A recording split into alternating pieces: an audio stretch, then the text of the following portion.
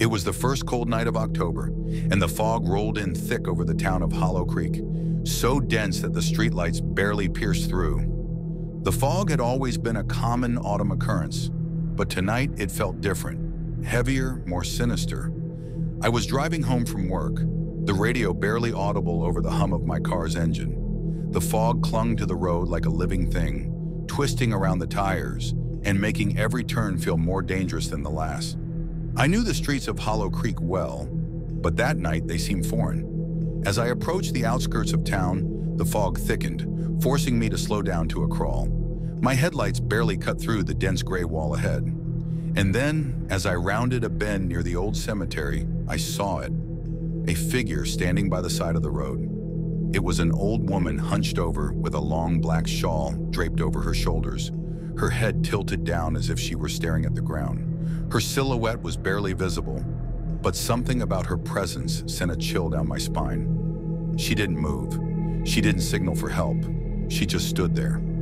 I slowed down, my instincts telling me to stop. But then I saw her head jerk up, and her face, pale and gaunt, came into the glow of my headlights. Her eyes were wide and hollow, and her mouth opened in a silent scream. Panicked, I slammed the gas and sped past her, my heart pounding in my chest. In my rearview mirror, the fog quickly swallowed her whole, as if she had never been there. I didn't stop until I reached the safety of my driveway. Breathing heavily, I sat in the car for a moment, trying to make sense of what I'd just seen. It must have been my imagination, just a trick of the fog, I told myself. But I couldn't shake the image of her lifeless eyes and that scream. Inside, my house was warm, but I still couldn't relax. I kept pacing, glancing out the window as if expecting to see her in my front yard. But all I saw was the fog, swirling in the glow of the porch light. I decided to distract myself, turning on the TV to the local news. That's when I heard it. A report about a woman found dead on the side of the road, just outside of town. They said she'd been missing for days, her body discovered earlier that evening, right near the old cemetery. I froze, my mind raced. Could it have been her? Was that what I saw in the fog? But how could she have been dead before I saw her? As I stared at the screen, the house grew unnervingly quiet, and the shadows on the walls seemed to stretch longer. Then from the corner of my eye, I noticed something in the window. I turned slowly, my heart hammering in my chest. There she was, the old woman from the road standing outside my house, her hollow eyes locked onto mine through the glass. Her hand was pressed against the window, leaving a foggy imprint as if she were reaching for me. And then, in the silence, I heard it, a low, rasping whisper coming from all around me. "Come into the fog." I backed away, my breath catching in my throat. But when I blinked, she was gone. The fog outside was thicker now, swirling like a living thing, pressing against the house. The whisper came again, louder this time. "Come into the fog." I knew then that she wasn't just a lost spirit, and she wasn't alone. The fog was calling, and I could feel it creeping toward me, seeping into every corner of my home, determined to drag me out into the night.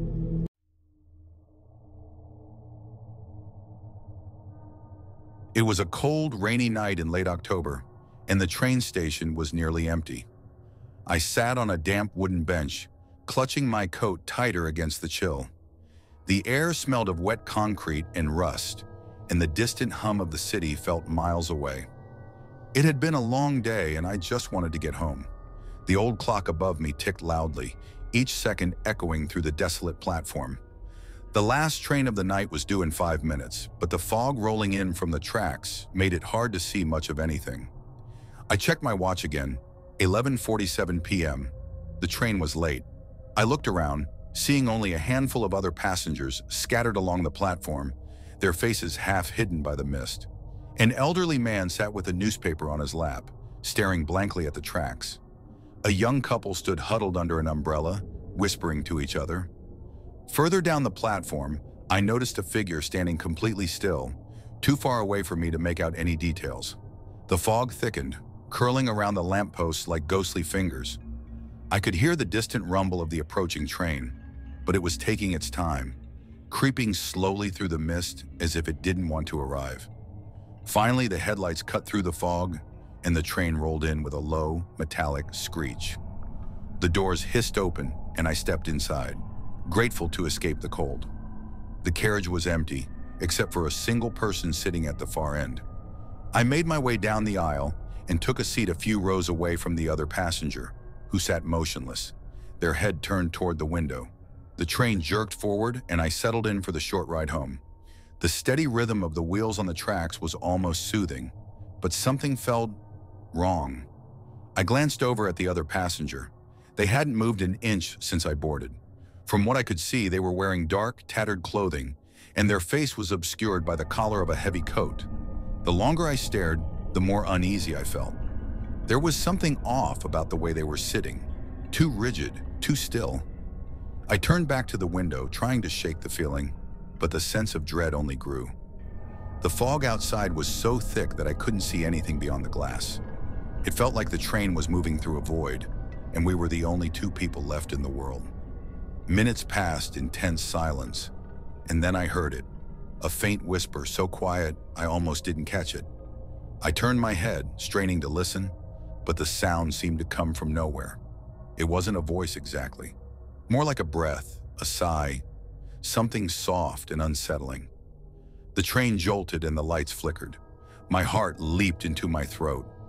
When the lights came back on, the passenger was no longer sitting across from me. They were closer, just a few rows behind me now, still facing the window, still motionless, but undeniably closer than before.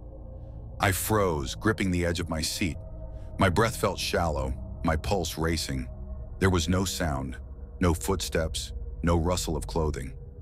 How had they moved without me noticing? The train sped up, the wheels clattering faster over the tracks. I could feel the panic rising in my chest. I didn't dare turn around again, but I could feel their presence like a weight pressing down on me. And then the whisper came again, clearer this time. Not alone. The train lurched once more, and the lights flickered again, casting the carriage in brief, stuttering darkness. When they came back on, the passenger was gone. The seat was empty. I stood up, my hands shaking. My eyes scanned the carriage, but there was no sign of them, no movement, no shadow. Just the empty rows of seats and the ever-thickening fog outside. The train slowed as we approached the next station. I bolted from my seat and rushed to the door, desperate to get off. As I stepped onto the platform, the cold air hit me like a slap to the face. I turned back to the train, my eyes searching the windows, and there they were, standing in the carriage, right where I had been sitting. Their face was pressed against the window, pale and hollow, their eyes locked onto mine as the train pulled away. The whisper echoed in my ears one last time. Not alone,